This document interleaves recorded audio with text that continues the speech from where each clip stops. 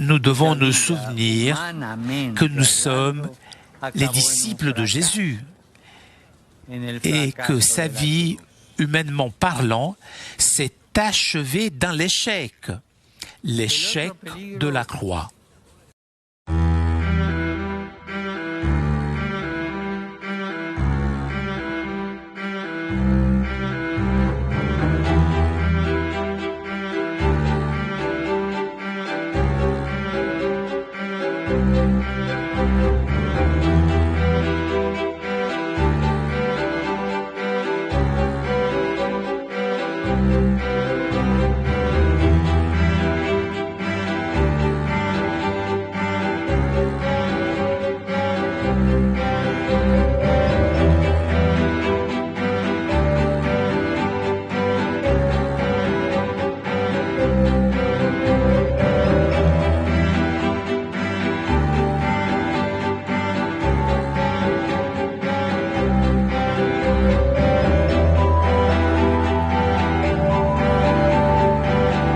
Les polémiques autour de l'Unacum ont dérouté un grand nombre de fidèles.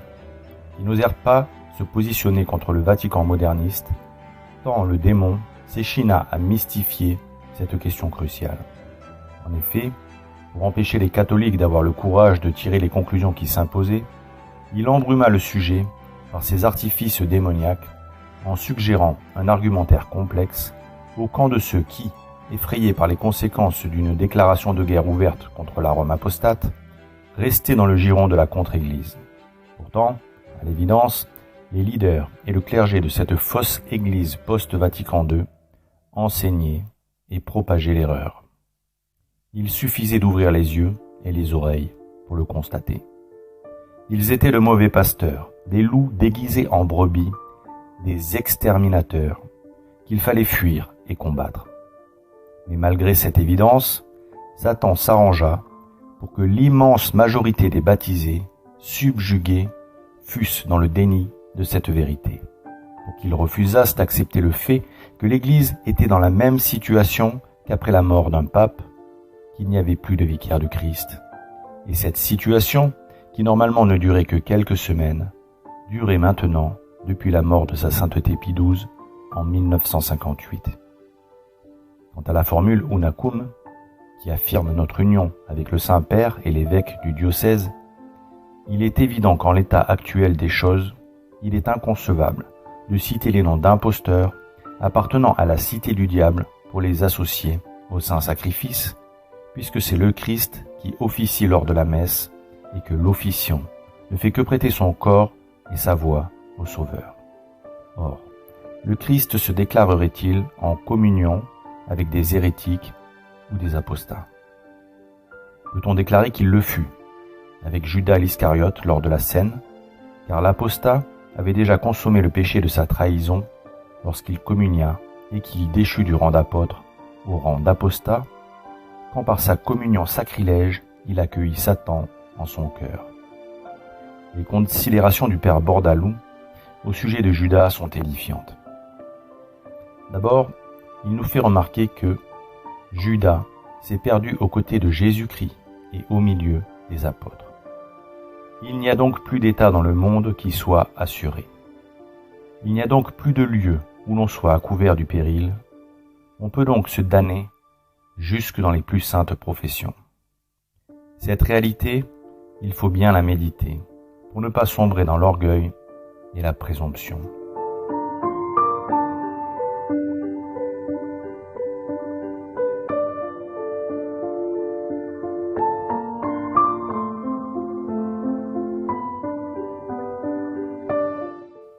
Apostolarum caput, et que, selon le cardinal Pierre Damien, tout ce qu'il y a de chrétiens qui perdent la foi et qui apostasient sont comme les descendants et la postérité de Judas. Or, voulons-nous être en communion avec des hommes qui sont la postérité de Judas? Le pouvons-nous? Pouvons-nous être en communion avec la postérité de ce traître dont le père Bordalou nous dit « Au moment qu'il communia, de la main du Fils de Dieu, il fut possédé du démon, qui entra en lui. » Judas s'est perdu aux côtés de Jésus-Christ et au milieu des apôtres. Il n'y a donc plus d'État dans le monde qui soit assuré. Il n'y a donc plus de lieu où l'on soit à couvert du péril. On peut donc se damner jusque dans les plus saintes professions. On ne peut donc plus compter sur rien. En effet, sur quoi compterais-je? Est-ce sur les grâces de Dieu? Judas en a eu de plus abondantes que moi. Est-ce sur l'usage des sacrements?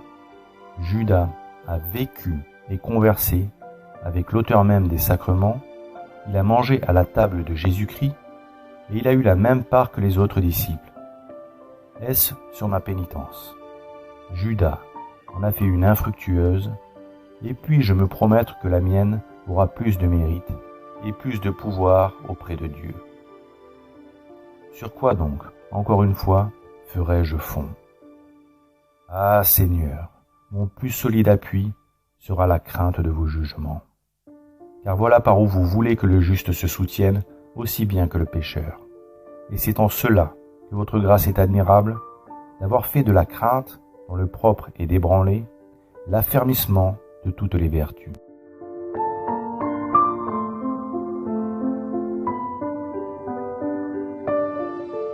Nous sommes loin des concepts insanes que développent les apostats de la contre-église, qui n'ont qu'un mot à la bouche, la miséricorde, et qui, n'y entendant rien, confortent les pécheurs dans leurs vices.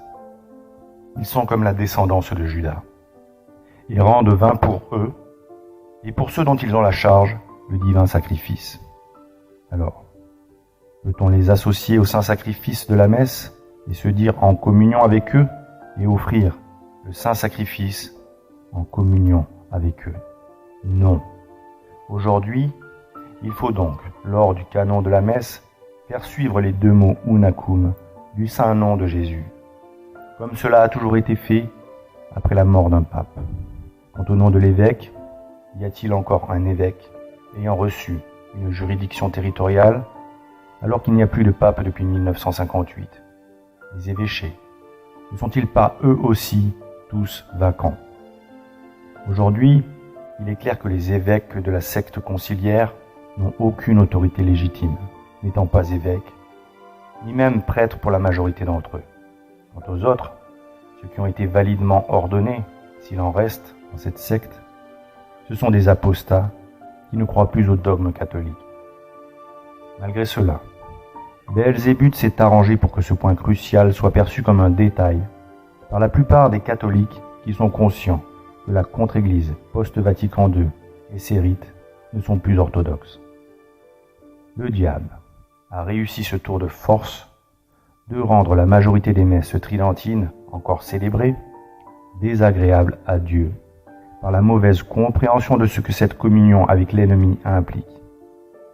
Il les a aveuglés, et ce qui en ces heures sombres de l'Église aurait dû se révéler comme une véritable profession de foi est désormais perçu par beaucoup de catholiques comme un vecteur de division diabolique sur lequel il ne faut pas s'arrêter. Malheureusement, au-delà de l'union impossible avec les séides de Satan, le problème de l'unacum implique de se poser de graves questions, comme celle de la validité des ordinations et des sacrements dispensés par la contre-église de Vatican II. Car si l'on appréhende la réalité du corps mystique du Christ, tel que l'Église l'enseigne, et que l'on prend conscience que l'on ne peut pas, en tant que membre de ce corps, être uni aux membres de la contre-église, comment dans le même temps pourrait-on croire que les nouvelles messes, entre guillemets, dites Paul VI, tout comme les nouvelles ordinations, soient valides? Or, ce point suscite une énorme gêne au sein de la tradition, car en dehors du petit nombre de ceux qui refusent sans ambiguïté l'autorité, l'union, la parité de la contre-église post-Vatican II, ceux qui dans la tradition osent se prononcer clairement sur l'illégitimité du clergé conciliaire, sur l'invalidité de son sacerdoce et sur ses faux sacrements, sont peu nombreux et très décriés. Ces questions embarrassent, car tous les catholiques ont de la famille, des amis, des proches qui sont dans la contre-église post-Vatican II ou dans la tradition qui voit cette fausse église comme appartenant à l'église. Beaucoup affirment qu'il s'agit de problèmes extrêmement complexes, si complexes qu'il ne nous appartiendrait pas de trancher, que cela regarderait les théologiens du futur, qui seuls seraient habilités à démêler l'erreur de la vérité. Hélas, si les choses continuent à se dégrader ainsi, on est tout de même en droit de se demander s'il y aura encore des théologiens demain.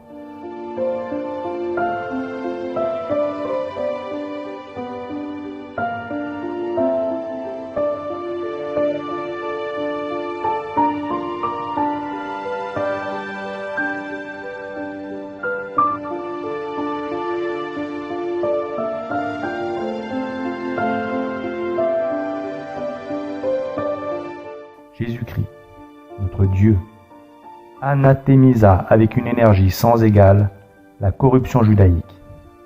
En face de toutes les préventions nationales et religieuses de son temps, il éleva l'étendard de sa doctrine et il le paya de sa vie. Le jour de la Pentecôte, en sortant du cénacle, les apôtres ne se laissèrent pas arrêter par de vains scrupules lorsqu'il s'agit de reprocher en face aux princes et aux magistrats de Jérusalem l'assassinat juridique du Sauveur. Et pour avoir osé, en ce moment, toucher une question si brûlante, ils furent frappés de verge d'abord, et plus tard mis à mort. Depuis lors, tout héros de notre glorieuse armée a dû sa célébrité à la question brûlante dont la solution lui est échue en partage. À la question brûlante du jour, non. À la question refroidie, arriérée, qui a perdu son intérêt, ni à la question future, encore à naître, et qui se cache dans les secrets de l'avenir. Bien sûr, devant la gravité des faits qui suivirent Vatican II, la prudence commandait incontestablement de prendre du recul pour observer, afin de ne pas prendre de décision hâtive, parce que la charité n'est pas téméraire, ni précipitée. Elle est patiente, douce et bienfaisante. Mais si la charité n'a point de mauvais soupçons, en revanche, elle se réjouit de la vérité. Et si elle se réjouit de la vérité, c'est parce que notre Seigneur Jésus-Christ est la vérité, selon ses propres mots. Les catholiques sont les soldats du Christ. Ils se sont toujours battus pour témoigner de la vérité, pour que chaque homme puisse y avoir accès. Ils se réjouissent quand la vérité triomphe, et ils combattent l'erreur fermement, sans rien lui céder. Et comme le rappelle Don Sardaï Salvani, en l'introduction de son ouvrage, cet amour et ce dévouement pour la vérité ont toujours eu un prix. Le combat contre l'erreur est rude, car notre adversaire est sans pitié. Il n'hésitera pas à tout nous prendre, même notre vie, si Dieu le veut. Et s'il est toujours bon, avant une bataille, d'étudier l'ennemi, de bien connaître les armes et les tactiques qu'il utilise pour préparer une riposte adaptée, parfois, les événements ne le permettent pas. Ainsi, lorsque l'on tombe dans une embuscade et que l'ennemi perfide nous assaille de toutes parts et nous presse, une fois l'effet de surprise passé, il faut réagir pour survivre. Nous autres catholiques, qui sommes rangés derrière le Dieu des armées, qui savons que le capitaine derrière lequel nous allons charger notre Seigneur Jésus-Christ, et qui sommes assurés, comme Sainte Jeanne d'Arc le fut, d'avoir dans nos rangs, à l'avant-garde de la bataille, une milice céleste commandée par Saint Michel Archange, d'où viennent nos scrupules? Pourquoi ne pas riposter avec force? L'ennemi est clairement identifié. Les moyens frauduleux qu'il a utilisés pour se hisser sur la chaire de Saint-Pierre sont connus, et ses actes passés et présents témoignent de l'imposture de Vatican II et de la volonté, de sa volonté, d'éliminer l'Église du Christ en la phagocytant. De plus, dans la tradition, la plupart des catholiques s'accordent à dire que M. Georges Bergoglio est abominable, y compris dans les rangs des Unacum. Tant, sous l'autorité de M. Bergoglio, les modernistes sont allés loin. Ils ont osé canoniser M. Roncalli et Wojtyla, pour souligner combien ils estimaient sainte l'action de ces personnages. Ils ont même osé mettre Luther à l'honneur au Vatican. Que faut-il de plus pour réagir? Quelle raison peut-on encore invoquer aujourd'hui pour supporter l'autorité qui siège au Vatican? à force de dérobade, la phase d'observation s'est transformée en débandade. Peut-être parce que si humainement un temps de réflexion semblait nécessaire pour que le Saint-Esprit puisse nous donner la voie à suivre, encore fallait-il être prêt à accepter ce que le Saint-Esprit indiquerait et toutes les conséquences que cela impliquerait. Car qu'y a-t-il de pire que de demander un signe à Dieu sans être prêt à en tenir compte et à en tirer les conséquences? N'est-ce pas là un acte d'une grande impiété? La fuite en avant de la tradition avait fort heureusement été freinée par la bataille du détail entre guillemets de Lunakum, ce caillou dans la chaussure des tradis.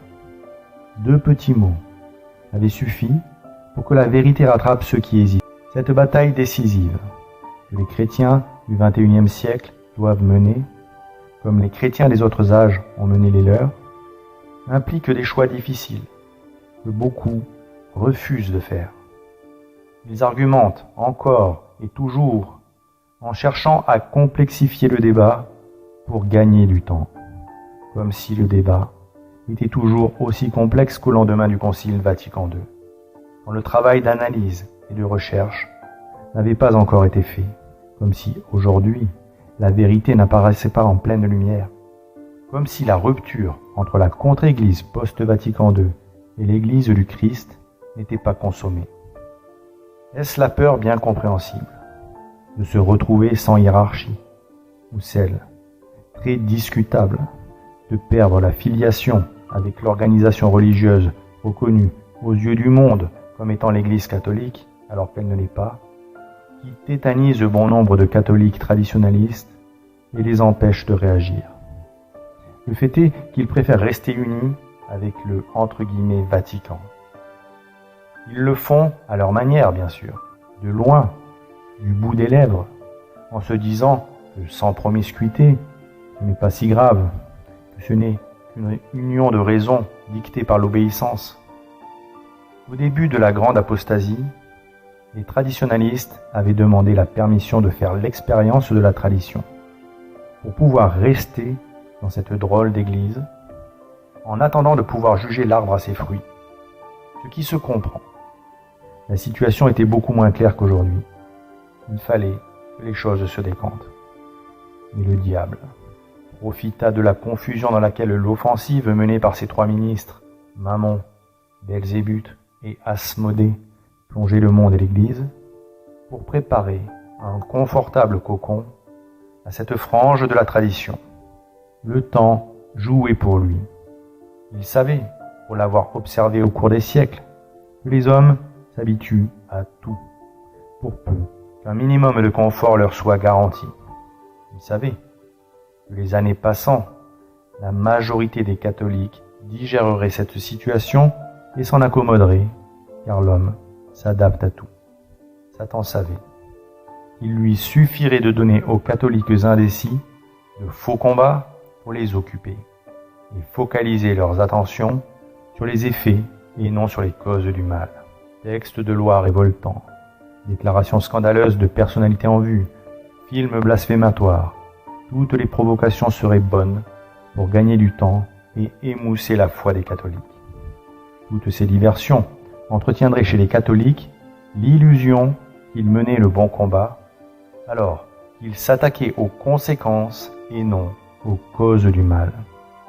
Cette impression d'être dans la continuité du combat laisserait s'installer chez eux l'habitude d'une situation inacceptable qui détruisait les sociétés catholiques tout en entretenant l'impression chez les traditionalistes qu'ils étaient les chouchous du bon Dieu. Eux, qui avaient encore des prêtres en soutane, des messes tridentines, des pèlerinages, des scouts, un séminaire, quelques évêques et l'assurance de lendemain meilleur. Ce cocon rassurant suggérait qu'il ne fallait pas s'inquiéter.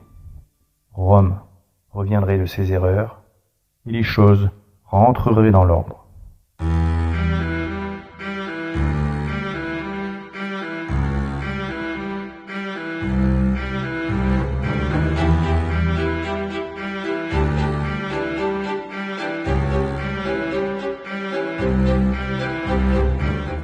Donc quand je communie à l'église. Je ne communie pas uniquement à Jésus tout seul. D'accord ? Si le prêtre qui rend présent la tête du corps mystique, vous suivez ? Dit qu'il est en union avec l'Antichrist, qui s'appelle Bergoglio, Wojtyla ou qui vous voulez.